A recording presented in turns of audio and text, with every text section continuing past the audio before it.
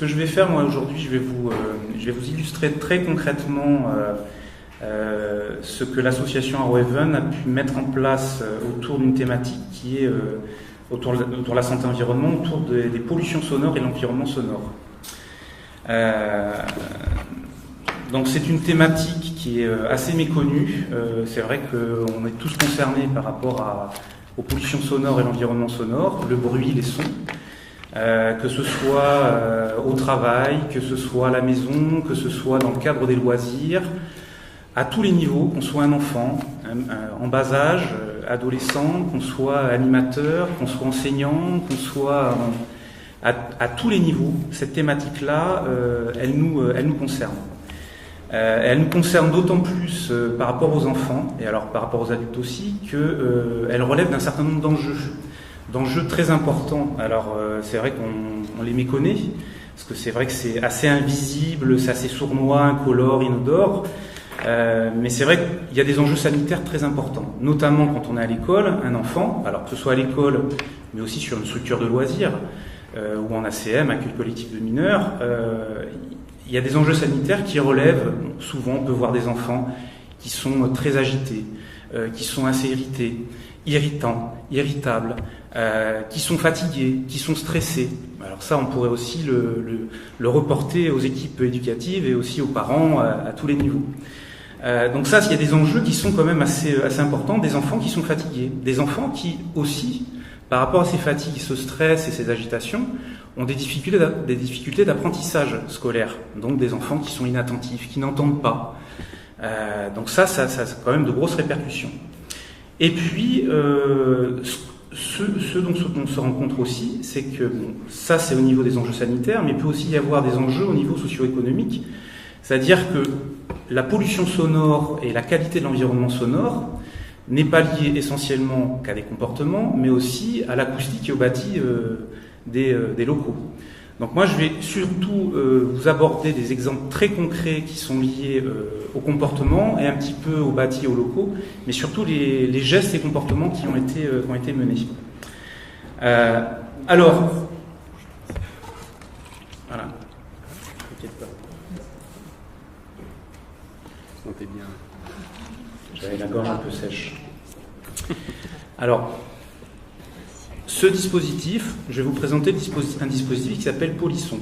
Il a été généré par rapport à ces constats-là et des études qui ont été menées. Alors à partir de deux choses. Il y a 2 ans, une école primaire de 7 écoles nous a interpellé, 7 classes, oui, nous a interpellé pour pouvoir aborder la thématique du son avec les 2 volets, les plaisirs et ses nuisances. Donc il y a eu un accompagnement qui a été fait et dans la foulée, il y a eu un projet soutenu par l'Agence régionale de la santé sur santé environnement et on a répondu sur tout ce qui est nuisances sonores et vivre ensemble. Donc c'est cet élément-là que je vais vous présenter. Ce que nous on vise par rapport à ce dispositif et ses actions, c'est améliorer la qualité de l'environnement sonore au niveau des accueils collectifs de mineurs et aussi au niveau des écoles ou des structures de loisirs. Avec plusieurs objectifs qui sont de faire découvrir les sources et les conséquences liées au son et au bruit, amener à prendre conscience des niveaux sonores qui existent dans les milieux dans lesquels on est, que ce soit un enfant, une équipe éducative, et notamment le lien qu'il existe entre le vivre, le faire et l'être ensemble. Et être ensemble. Et en fin de compte, et aussi un dernier élément qui est d'associer les enfants et les équipes éducatives à la mise en place d'actions qui peuvent être amenées à remédier à des dysfonctionnements constatés. Donc ça, c'est ce que je vais vous présenter. Et en préambule, je voudrais quand même rappeler par rapport à l'éducation populaire des éléments que vous avez déjà cités. Je pense que dans la posture de l'animateur éducation populaire et même dans beaucoup d'autres secteurs, il y a 4 points qui me semblent vraiment être incontournables et qu'il faut avoir à l'esprit quand on est éducateur, animateur ou autre pour pouvoir mener les actions et monter les projets avec des équipes éducatives et avec des enfants. Le premier point, c'est un point que l'on connaît tous, mais c'est le point de la conscientisation. Se conscientiser collectivement, qu'est-ce qui se passe quand je suis dans un collectif, qu'est-ce qui se passe quand je suis dans un endroit, quel regard je porte, quelle sensation j'ai, bon voilà, c'est avoir un peu de décalage, se décentrer et amener les personnes à pouvoir conscientiser une situation, une problématique. Ça, c'est important. Le deuxième point qui me semble vraiment être incontournable, c'est, vous l'avez aussi noté, c'est le pouvoir d'agir. Le pouvoir d'agir qui est dans quelle mesure, par rapport à ce qui est constaté, ce que l'on a pu être amené à conscientiser, on va amener des enfants, qu'ils soient aussi bien en centre de loisirs, accueil collectif de mineurs ou à l'école, et des équipes éducatives, et toutes les personnes qui font de la coéducation, hein, alors on pourrait parler des ASEM, etc. Comment est-ce qu'on est amené à pouvoir faire en sorte que, à partir d'une situation qui peut être problématique ou une action qui est à renforcer, on puisse être amené à agir concrètement par des actes et par des actions. Le troisième point, ça a été aussi nommé, c'est le volet de la transformation. Mais c'est important parce que dans la posture de l'animateur, ça me semble être vraiment de l'incontournable pour pas se perdre, pour qu'il y ait du sens, de la cohérence pour tous. Le troisième point, c'est le côté de la transformation sociale et transformation. Quel est le type de changement que l'on souhaite avoir? Quels sont les effets attendus? Et effectivement, est-ce qu'il y aura des changements par rapport aux actions que l'on mène? S'il y a un pouvoir d'agir, mais qu'il n'y a pas de transformation, on pourra faire des actions. Et là, effectivement, on s'en rend compte dans un certain nombre de dispositifs. Il y a des actions qui sont menées, mais la transformation et le changement, il est où? Bon. Donc ça, il faut être vigilant par rapport à ça. Et le quatrième point, c'est l'émancipation. Tu l'as aussi. C'est l'émancipation de l'individu, l'épanouissement de la personne. Parce qu'on peut être amené aussi à mener des actions, avoir un pouvoir d'agir. Alors, on a conscientisé, il y a eu un pouvoir d'agir, il y a eu de la transformation, mais est-ce que la personne, in fine, il y a eu de l'épanouissement? Parce qu'aussi, on peut aller à l'inverse de cela, c'est-à-dire mettre en place des actions qui auront des effets néfastes, entre guillemets. Voilà, donc ça, ces 4 points, par rapport à l'éducation populaire, me semblent être de l'incontournable et le fil conducteur pour mener des actions dans une école et dans un accueil collectif de mineurs. Donc moi, je vais illustrer, par rapport aux enjeux que je vous ai nommés, un certain nombre, hein, sur ce qu'on a pu constater à l'école, des actions sur l'environnement sonore et les pollutions sonores. Alors, dans le cadre du dispositif qui a été mené, donc on a un dispositif qui s'appelle Polisson, qui s'adresse à des écoles, mais qui peut aussi s'adresser à des accueils collectifs de mineurs, et aussi en temps périscolaire. La volonté et ce qu'on a proposé dans ce cadre de ce dispositif, c'est de pouvoir, sur un même quartier, être amené à mener des actions avec des adultes et des enfants qui sont à l'école en temps scolaire et en temps hors scolaire. Et se dire que dès que l'on pousse la porte de l'école, on peut rentrer sur une structure de loisirs ou en accueil périscolaire, où maintenant il y a du péréducatif, et avoir un langage commun, avoir des référentiels communs auprès des équipes éducatives qui permettent d'avoir un discours, des repères, et que les enfants, qu'ils soient dans les différents lieux et dans les différents moments de la journée, puissent non pas avoir des choses qui sont décousues, ou avoir des choses qui sont contradictoires, mais avoir ces mêmes références-là. Ce que je vous propose, c'est, au regard de ces 4 points que sont la conscientisation, le pouvoir d'agir, la transformation, l'émancipation, vous illustrer d'exemples. Donc sur l'environnement sonore, ce que l'on peut proposer aux écoles ou en accueil collectif de mineurs, je vais être très concret, hein, on propose c'est une première sensibilisation qui est tout un travail autour de l'oreille et autour de concrètement les sons. Comment est-ce qu'on fait? Les sources sonores, ça vient d'où? Et l'oreille, enfin on va parler de l'ouïe et de l'oreille, et donc il y a besoin d'avoir ces éléments-là. Et on va éduquer l'oreille à travers tout un tas d'environnements sonores pour que chacun d'entre nous, on puisse, et les enfants et les adultes, puissent identifier ce que sont les sons entendus. Je mets au défi chacun d'entre nous, on l'a déjà fait, hein, on va faire une sortie environnement, en extérieur, souvent on n'entend rien. L'oreille, elle n'entend pas, quoi.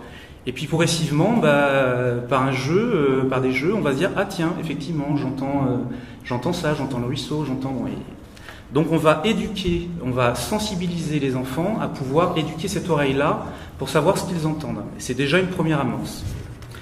Ensuite, il va y avoir tout un travail. Alors on a parlé de connaissances, il va y avoir aussi des apports de connaissances en se disant un son, c'est quoi, comment est-ce qu'on arrive à l'entendre, c'est produit par quoi, c'est quoi ce son. Il va y avoir aussi un module sur écoutons-nous et échangeons, c'est-à-dire concrètement, quelles sont, d'après les enfants, les conditions nécessaires et indispensables pour que dans un groupe, en classe, en petit groupe, avec des adultes, on puisse être amené à s'entendre, à entendre l'autre, à pouvoir échanger, faire en sorte que le message et ce que l'on a envie de dire, l'intention que l'on a, puisse être entendu par un élève, par un groupe et par d'autres. Donc c'est intéressant. Donc il y a tout un tas de jeux qui sont proposés de façon très concrète pour pouvoir venir perturber l'émission de messages. Donc on va se rendre compte que il y a plein de jeux. Je ne vais pas rentrer dedans dans les détails, sauf si vous voulez, mais voilà, ce serait long. Et puis, une fois qu'il y aura eu tout un tas de petits exercices, on va les amener à aller aussi en extérieur, justement, pour pouvoir... alors, ça peut être en environnement urbain, ça peut être en environnement vraiment naturel, ça dépend de l'école, ça dépend où est-ce qu'on est situé géographiquement, et être amené à identifier ce que l'on entend. Alors, ça peut être sur une carte, ça peut être identifier ce que l'on entend. Et là, ça va amener directement à la conscientisation. On va faire une cartographie sonore. Donc là, concrètement, dans l'école, dans la structure de loisirs, et même chez soi, ça peut être aussi à la maison, travailler sur la représentation des enfants. Très concrètement, on va leur demander individuellement de noter quels sont les sons qui, pour eux, sont gênants, désagréables ou, à contrario, agréables, etc. Donc ils vont noter ça sur une cartographie sonore qu'ils vont ensuite être amenés à synthétiser sur la cartographie sonore de la classe ou de l'école ou de la structure de loisirs. Et donc là, on va commencer déjà à travailler sur la représentation de chacun. Qu'est-ce qui est agréable pour moi? Qu'est-ce qui est désagréable? Qu'est-ce qui était fort? Qu'est-ce qui n'était pas fort? C'est un son. Ah ouais, mais c'était un bruit. Ah, mais c'est quoi un bruit? Mais c'est quoi un son? Donc on va travailler là-dessus et la représentation va se rendre compte que entre enfants et même entre adultes, parce que les adultes là sont aussi associés, on n'a pas les mêmes définitions et les mêmes représentations. Donc là, on va commencer à travailler, donc c'est le travail de conscientisation. On amène progressivement, à partir de la représentation, à faire émerger un certain nombre de choses. Pour les adultes, pour les enfants, je crois que les adultes, c'est très important qu'ils soient aussi associés à cette conscientisation. Et puis après, il y a un certain nombre de modules pour entrer dans le détail des sons, des bruits. Et là, ce qui va être intéressant, c'est... Plus que 5 minutes ? Bon. Ce qui est intéressant, c'est de pouvoir, dans la conscientisation, être amené à décrire ce qu'est un bruit et ce qu'est un son. On sait qu'un bruit, à un moment donné, il va y avoir une échelle de son qui sont les décibels, et on va commencer à rentrer dans la santé, dans l'aspect santé, en se disant, il y a des sons, il y a des bruits, on se rend compte qu'il y a des sons qui peuvent nous amener des émotions agréables, désagréables, donc on va aborder deux aspects, le côté bien-être, épanouissement, mais aussi le côté, je dirais, un peu plus problématique, et le volet santé va pouvoir rentrer en ligne de compte. C'est-à-dire, à ce moment-là, les enfants, et ce n'est pas quelque chose qui est descendant, ce sont les enfants qui, par eux-mêmes, ont fait un constat, et le constat de ce que les sons et les bruits pouvaient générer sur soi, mais aussi sur un collectif. Voilà. Et à partir de là, on va aborder la notion de santé, on peut aborder plein de choses sur la définition, sur l'oreille, sur les impacts les impacts du son et du bruit sur soi et sur les autres. Et pour faire court, parce que j'aurai pas le temps de tout développer, à partir de cette conscientisation, on va pouvoir travailler sur le pouvoir d'agir. Le pouvoir d'agir, on a fait un constat avec les enfants, avec les équipes éducatives, quelles sont les priorités qu'on a envie de se donner au niveau de l'école. Et c'est à la mesure des enfants, et non pas à la mesure des adultes, Parce que si, alors il y a peut-être des choses il y a un juste milieu à trouver. Si ce sont les adultes qui effectivement veulent mettre en place quelque chose, en laissant de côté entre guillemets les enfants sont pas partie prenante. Donc ils seront déconnectés et pas intéressés et impliqués concrètement dans un projet.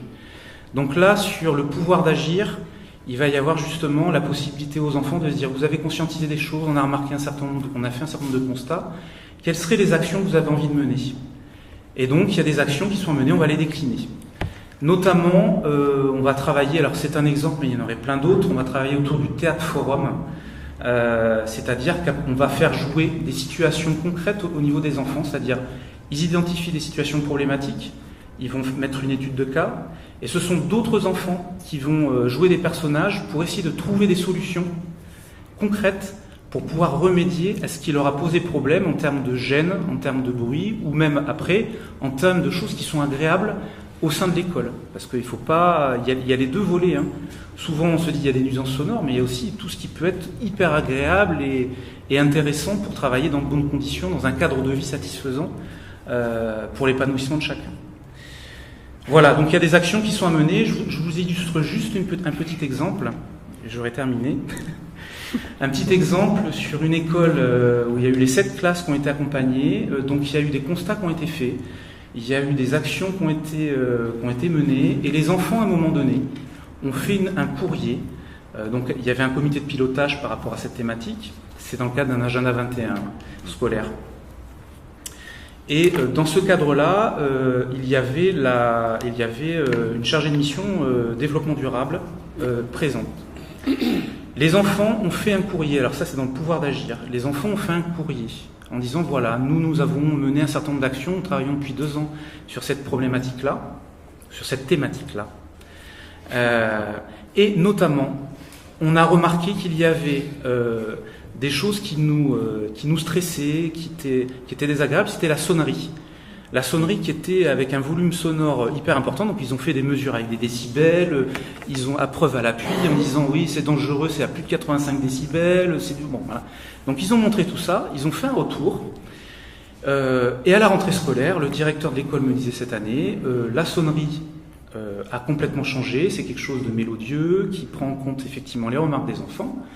Il y a eu au niveau acoustique une isolation qui a été faite au niveau des classes et il y a un travail qui va être mené par rapport à ça. Donc là, on est bien dans s'assurer que dans la conscientisation, dans le pouvoir d'agir, il y a eu vraiment de la transformation, il y a eu un changement, donc là on y est, donc il faut être vigilant par rapport à ça. Et puis après, en termes d'émancipation, d'épanouissement, on verra quels sont les résultats, mais je pense qu'au niveau des équipes éducatives et au niveau des enfants, il va y avoir des choses qui reviendront. Voilà, je fais tout court.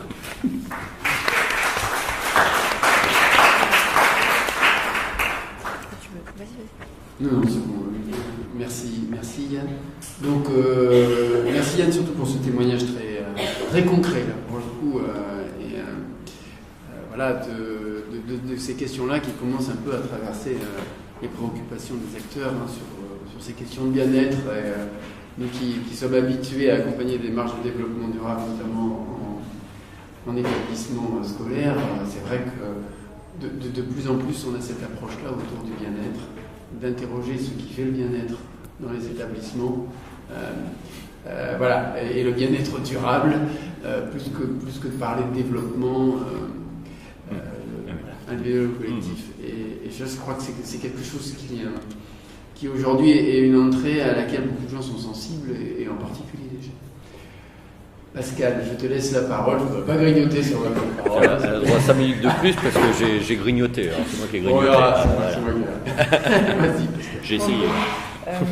Je vais faire court de toute façon. Alors dans notre association, on s'occupe aussi alors on a dit accueil collectif de mineurs, en gros si vous voulez, dans notre association ça s'appelle les colos encore, hein.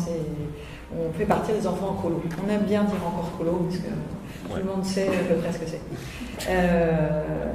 Donc moi je vais illustrer tous les propos qui ont été tenus par le travail qu'on fait dans ces moments-là de colonies de vacances, où on a les enfants sans les parents, encadrés par des animateurs et des directeurs.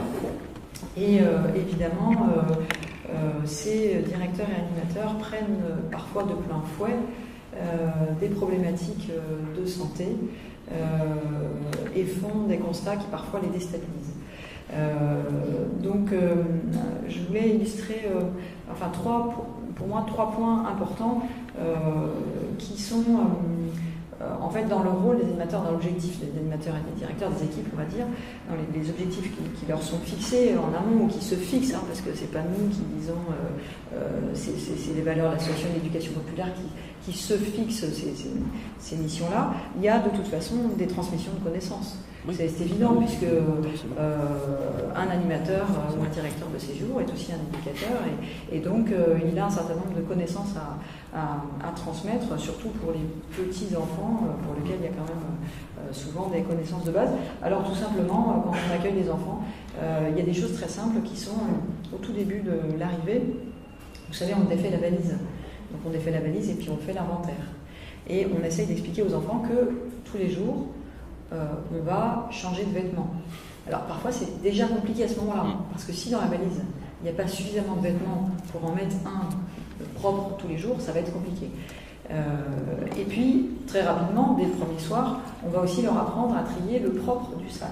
Alors, certains enfants sont déjà très autonomes et puis d'autres pas du tout. Et donc là, c'est des gestes d'apprentissage on apprend aux enfants qu'on ne remet pas. Alors souvent, il y a une petite parole du style un vêtement propre sur un corps propre, donc c'est-à-dire qu'on se douche, et après, on met une culotte propre. C'est-à-dire qu'on ne met pas la culotte sale de toute la journée alors qu'on vient de prendre sa douche. Alors c'est très trivial, mais pour les enfants, c'est pas si simple que ça.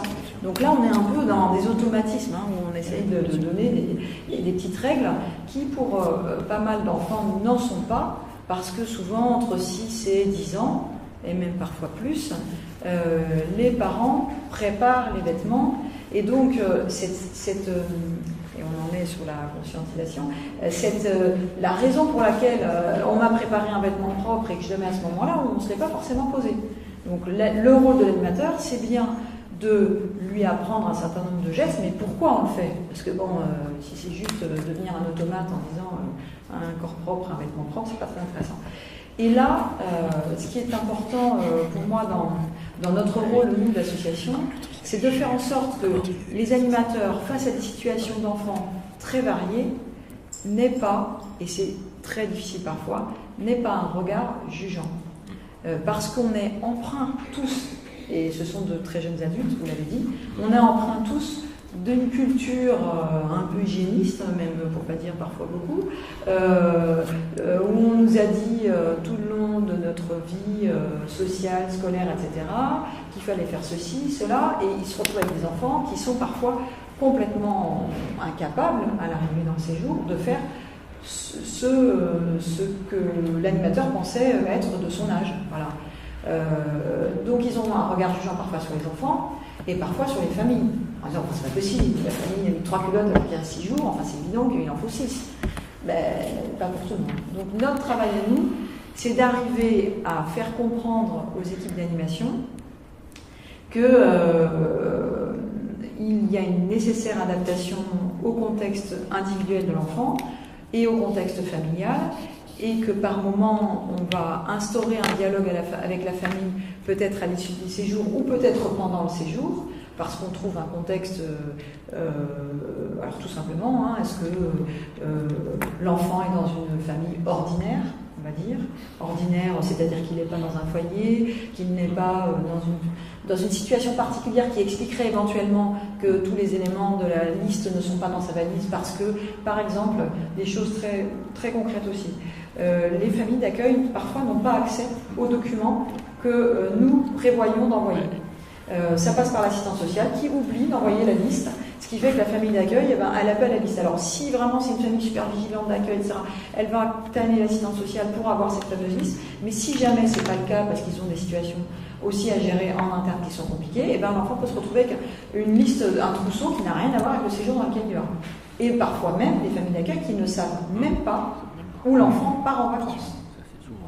Et ça, cette année, je peux vous dire que c'était vraiment en augmentation, c'est-à-dire qu'un certain nombre de familles, alors qu'elles soient familles d'accueil ou familles qui a l'enfant chez lui, comme l'enfant a été mis en vacances par un service social, les familles ne savaient pas où l'enfant partait. Donc ils arrivaient au moment du départ du bus et ils disaient « je ne sais pas où mon enfant va ».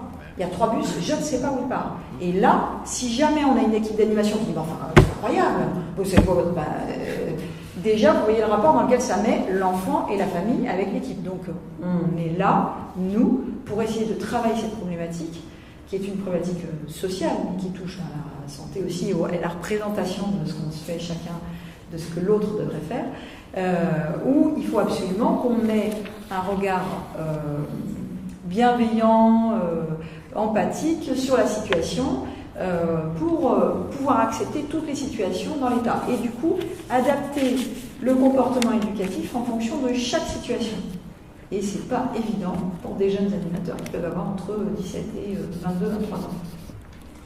Donc, transmettre des connaissances, oui, mais sans tout ce bagage culturel qu'on peut avoir et qui nous met en tension, et je suis d'accord avec cette idée de tension, avec les représentations qu'on s'est nous-mêmes construites par rapport à ce que devrait être l'enfant qu'on accueille ou la famille dont on accueille l'enfant. La deuxième chose qui me paraît importante, et je prendrai un autre exemple pour cet aspect-là, c'est que les animateurs et les équipes d'animation co-construisent des attitudes, des habitudes face à la santé, et ne soient pas simplement dans la transmission de connaissances. Dans cette co-construction-là, par exemple, il y a tout le rapport, je prends cet exemple-là, le rapport au sommeil. Des enfants, on sait, il y a des trucs avant 3 ans, de si ça machin, de dormir tant d'heures, le train du sommeil, bon, on a tous appris dans les cours. Bon. Sauf qu'il y a des enfants qui dorment moins que d'autres, qui ont moins besoin de sommeil que d'autres, ou qui ont des raisons personnelles qui font qu'ils vont avoir plus de mal à dormir, s'endormir, se réveiller. Donc il y aura plus besoin de temps, peut-être de s'adapter au lieu nouveau dans lequel ils sont. Et donc on va co-construire avec les enfants des règles de vie qui vont permettre à chaque enfant de pouvoir avoir un rythme de sommeil qui lui convienne aussi. Alors évidemment, les équipes d'animation ne vont pas coucher un enfant de 6 ans à 10h du soir, bien sûr. Ils vont essayer de faire en sorte que même si cet enfant chez lui, tous les soirs, se couche tard, même plus beaucoup plus tard que 10h du soir, ils vont essayer d'amener à se coucher un petit peu plus tôt pour pouvoir participer aux activités qui vont avoir lieu le matin. Mais pour autant, on va souvent, vous savez, on a des espèces de petits cadrans qui permettent de se repérer, le matin c'est un petit soleil, etc. On va mettre ça sur les portes des chambres et on va construire avec les enfants et se dire, à partir de quelle heure on peut vraiment sortir de la chambre, peut-être sans réveiller les copains, et venir à un endroit, parce qu'on est un super lève-tôt, voilà, qui a besoin de... venir à un endroit où on va pouvoir trouver un adulte avec qui on va pouvoir parler, peut-être prendre son petit déjeuner très tôt, etc. Mais pour autant, construire cette règle de vie dans la chambre, de dire que c'est pas parce que moi j'ai pas besoin de sommeil que mon petit copain d'à côté, lui il a besoin de dormir jusqu'à 10h du matin.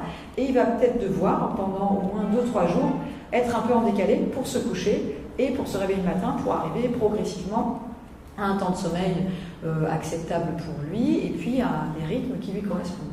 Donc là, on va être dans la co-construction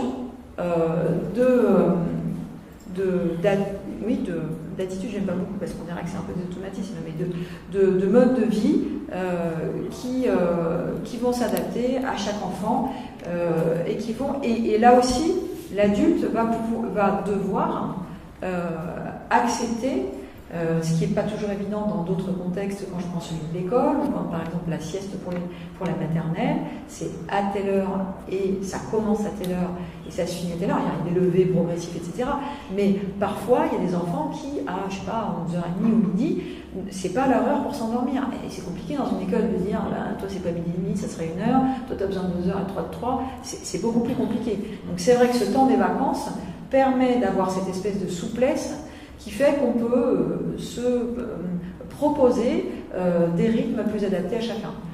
Mais d'un autre côté, dans un monde merveilleux qui serait à construire, on pourrait imaginer qu'une école plus souple puisse accepter qu'un enfant de 3 ou 4 ans qui est à l'école maternelle puisse être dans un rythme qui lui convienne, qui n'est pas le même que son petit voisin de lit, ou même s'il n'a pas besoin de dormir, à ce moment-là, il ne dort pas et pointe à la ligne. Je parle en connaissance de cause, je me souviens de l'entrée à l'école d'une de mes filles qui ne voulait absolument pas faire la sieste, et j'ai été convoquée à plusieurs reprises parce qu'elle ne voulait pas faire la sieste. Oui, moi, je suis pas moi. Je sais pas pourquoi elle ne veut pas dormir. Je n'en sais rien. Au collège, je rêve de faire la sieste. Peut-être qu'elle ne voulait pas dormir dans celui-là. Je ne sais pas. Je ne suis pas à sa place. Donc, ma réponse a été de dire faites avec elle. Je ne suis pas à l'école. À 3 ans, qu'est-ce que vous voulez que je lui dise? Tu dois dormir à la sieste. Bon, c'est très compliqué. Bon, donc, c'est vrai que ma deuxième fille voulait dormir 4 heures à la sieste. C'était impossible de la réveiller. Donc, de toute façon, il avait renoncé à la réveiller parce qu'elle se rendormait aussitôt. Donc, c'est des expériences qu'on a tous plus ou moins vécues. Mais c'est vrai que autant on peut le faire très facilement, relativement facilement en centre de vacances, et c'est ce qu'on essaye de faire. Autant dans un monde plus cadré, c'est plus compliqué, et pour autant, je pense qu'on pourrait se poser ces mêmes questions et qu'on pourrait trouver des solutions pour y répondre, parce que il me semble qu'à un certain âge, le principal, c'est quand même, et là on parle de santé, que l'enfant puisse se développer avec les meilleures conditions sanitaires pour lui. Et s'il a besoin de dormir 4 heures ou 0, eh ben, il va falloir pouvoir en tenir compte. Et si on n'en tient pas compte, on va le mettre dans des situations des conditions d'apprentissage qui seront mauvaises pour lui. Et ça, bien qu'on le sache, on ne trouve pas de solution, on ne transforme pas suffisamment la société, peut-être parce qu'on ne laisse pas le pouvoir d'agir aux personnes qui pourraient agir là-dessus, que ce soit des enseignants, que ce soit des ATSEM, ou des parents, ou même les enfants eux-mêmes. Voilà. Si on leur demandait, peut-être qu'ils ont peur dans certains cadres, on parlait de son, peut-être qu'il y a des cadres qui leur font peur. Quand ils arrivent en colo, parfois ils ont peur d'être dans une chambre, c'est pas pareil qu'à la maison, ou d'être à plusieurs, ou au contraire d'être tout seul. Enfin, bon. Voilà, donc ça c'était mon deuxième point. Le troisième point que je trouve important, c'est que on a besoin aussi, c'est pas tout à fait la même chose que de co-construire, c'est de s'approprier vraiment des comportements qui soient en adéquation avec soi-même et avec son milieu culturel ou social. Et pour ça, parfois, il faut mettre à distance un certain nombre de campagnes ou de messages qu'on a intégrés malgré nous et qui ne sont pas forcément du tout adaptés à chaque individu. Donc, alors je prends comme exemple, pour illustrer, parce que c'est un peu compliqué ce que là, comme ça, je prends comme exemple, qu'est-ce que je m'étais dit? Ah oui, les poux, les fameux poux. Alors, vous savez tous que les poux, c'est quelque chose qu'on traite encore comme étant un stigmate de mauvais traitement ou de saleté, voilà, dans les familles. Et pour autant, je ne sais pas si vous êtes parents, je ne connais pas de parents dont les enfants n'ont pas eu de poux. À un moment donné, pourtant on leur lave les cheveux, pourtant on fait tout ce qu'il faut, on leur met le péniatrie, Marie-Rose et compagnie. Bon. Donc, mais dans la tête, dans nos têtes d'adultes, il est vrai que le pouce est sale et que si un enfant arrive en colo avec des poux, c'est que les parents s'en occupent mal. Ou au moins, ils auraient pu prévenir. Bon, malheureusement, parfois, on s'en est même pas rendu compte que l'enfant avait des poux. Alors, là, on a tous les ans des animateurs et des directeurs qui nous appellent parce qu'on fait du suivi de séjour, pour mettre à distance un peu toutes ces problématiques, en disant je ne comprends pas, j'ai un enfant qui est bourré de poux, les parents n'ont rien dit, j'appelle les parents. Alors, généralement, on dit bon, d'abord, on va essayer de faire en sorte qu'il n'en ait plus. On va acheter le peigne électrique qui marche bien. Maintenant, on en met dans les pharmacies, c'est plus simple, comme ça, à chaque fois. Et puis, tant qu'à faire, laver la literie, machin, tous les petits gestes qu'il faut faire, expliquer à l'enfant tout ça. Parce que tu vois, on fait des flous, c'est pas grave, machin. Mais il faut quand même qu'on lave tes d'oreiller, tes draps et ton pyjama, parce que sinon, comme ils sont tous dessus, et bien voilà. Ça, on est dans la transmission des éléments de connaissance. On va essayer de co-construire des attitudes avec l'enfant pour que progressivement il soit autonome aussi et puisse éventuellement, s'il en rattrape, parce qu'évidemment ils sont dans la même chambre, alors si ça se trouve il va jouer avec son petit copain, et 2 jours après, même s'il n'en a plus, il va en avoir un nouveau. Donc lui expliquer comment on repère qu'on a des poux, ça gratte par là, par dessous, voilà, et qu'à ce moment-là, il faut le dire, et le dire à l'animateur là, peut-être le dire dans sa famille, et il faut aussi laver tout ce qui est autour. Bon. Donc là, pour l'animateur, ce qui est difficile, c'est de se dire qu'il va devoir permettre aux enfants d'adapter des comportements et là je dis aux enfants, qui sont en rapport avec le milieu dans lequel ils vivent et avec eux-mêmes. Si l'enfant revient dans sa famille, et que dans la famille, de toute façon, il sait, parce que l'enfant le sait, que le problème des poux n'en est pas un, c'est-à-dire qu'on ne s'occupe pas de ses poux. Ce qui arrive, vous le savez tous ici. Voilà. Et que donc régulièrement, il en a, que ça le gêne, parce que ça les gêne de toute façon, ils sont comme tout le monde, et que finalement, il n'y a que lui pour arriver à traiter ce problème-là. Éventuellement, ça peut arriver. Là, l'attitude de l'animateur va être d'essayer de comprendre comment il va pouvoir l'aider à trouver par lui-même progressivement des solutions, parce que par moment, c'est la seule solution. Peut-être dans le contexte scolaire, peut-être dans un autre... En tout cas, trouver un autre adulte éventuellement pour l'aider, ou trouver, par exemple, un grand frère ou une grande sœur dans la famille, mais pas forcément les parents, parce que parfois, c'est pas possible. Et là, c'est pas évident non plus de ne pas avoir ce regard jugeant. Et je maintiens ça parce que c'est vraiment la plus grosse difficulté qu'on a par rapport soit à ce qu'on a dans la tête culturellement, soit aux campagnes. Et je prends un deuxième exemple sur l'alimentation. On a tout le temps des animateurs qui nous disent, en revenant, et surtout des directeurs qui nous disent c'était vraiment pas possible sur ce séjour, il n'y avait pas assez de fruits, il n'y avait pas assez de légumes, on est complètement dehors des clous. Des quels clous? Eh ben, souvent c'est le même. Hein. Les 5 aliments, les fruits, tout ça. Bon, on ne peut pas en vacances, vous non plus, en vacances, vous n'êtes pas constamment en train de vous dire est-ce que j'ai mangé 5 fruits, 5 légumes par jour. Nous, avec les enfants qu'on a, ils sont même pas en vacances. Il y a des fois, on prend des résolutions à la rentrée, vous savez.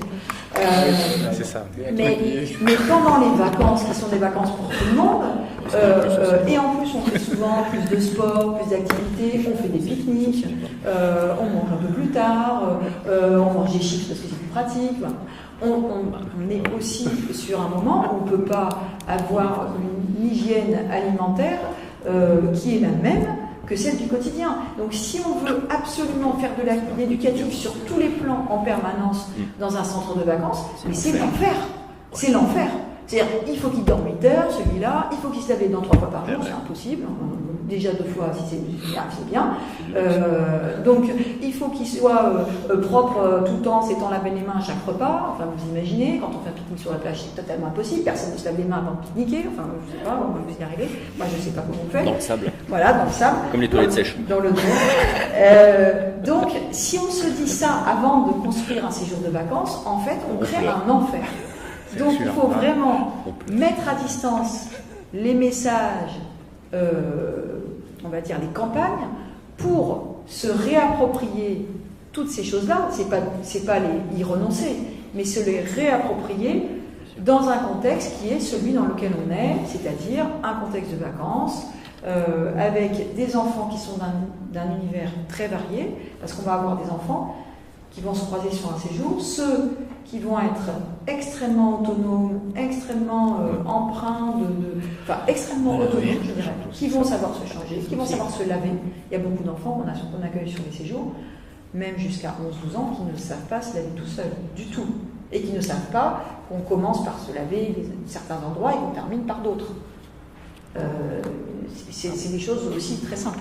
Mais donc ça, j'ai souvenir d'une colo il y a 3 ans où une animatrice m'avait dit, j'avais c'était un enfant qui présentait un handicap, donc elle s'occupait que de cet enfant-là, un enfant de 12 ans qui ne savait pas se laver. C'est pas parce qu'il était handicapé, hein, c'est parce qu'on ne l'avait pas appris, c'est tout.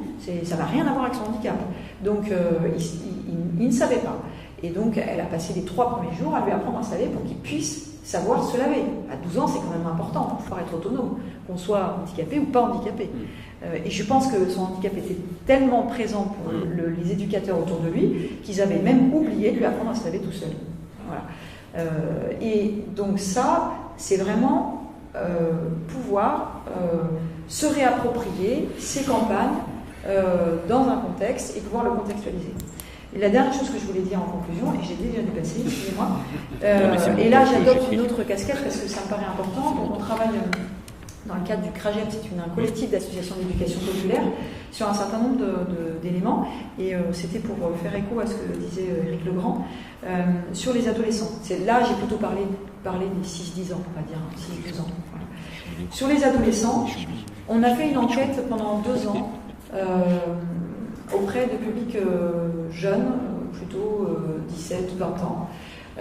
Ce qui est ressorti sur la santé, et il y a si vous allez sur le site du CRAGEP, vous allez trouver ces éléments, et même vous pouvez commander des DVD qui sont des supports d'éducation. Et donc on a fait une enquête et un des thèmes c'était la santé. Il y avait plein de thèmes qu'ils avaient décidé d'aborder, dont la santé. Ce qui a été dit sur les campagnes à l'âge de la préadolescence, qui est l'âge du collège. Ce qu'ils nous ont dit, c'est que ce qui leur avait servi en termes d'éducation à la santé dans le milieu scolaire, c'était au moment où ils se posaient la question d'aller chercher une information. C'est-à-dire, en gros, quand j'ai besoin d'une réponse et que je vais la chercher et que je la trouve, à ce moment-là, ce qu'on me dit est efficace. Mais tout ce qui s'est dit avant, c'est comme si on ne m'avait jamais rien dit. Et ça, c'est quand même assez terrible pour toutes les campagnes qu'on fait. C'est-à-dire que finalement, la préoccupation, par exemple, de la sexualité, tout ce qui s'est dit au collège, on ne s'en souvient même plus qu'on nous l'a dit. Et par contre, au moment où j'ai eu, par exemple, besoin, parce que je savais que j'allais avoir mon premier rapport, besoin de me tourner vers quelqu'un, et là, je suis allée voir l'infirmière scolaire, et elle m'a donné des renseignements. Là, ça a été efficace. C'est-à-dire que j'ai pu, si j'avais déjà aller au palais familial si c'était trop tard, enfin bon voilà, j'ai pu faire ce qu'il fallait. Mais avant, je m'en souviens même plus.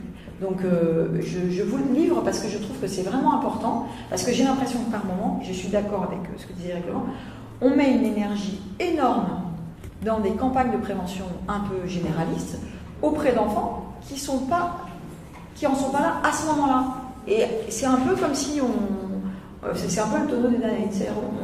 On déverse quelque chose, mais on ne sait pas, c'est un puits sans fond.